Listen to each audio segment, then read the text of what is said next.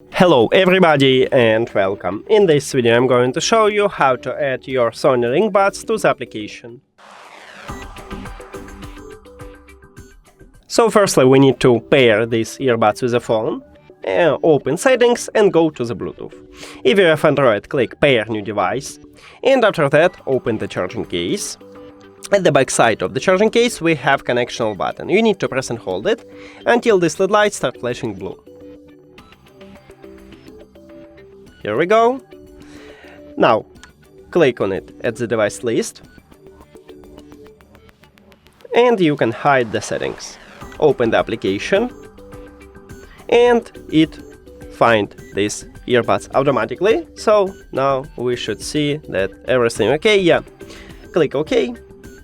Then you can sign in into your account. I don't need it, so I click later. Also, I don't want to restore, so I'm continue without restoring. You can restore it, it's up to you. And close it. We did it! Thank you for watching this video. If you found it helpful, please consider subscribing to the channel and leave the like on the video. See you later!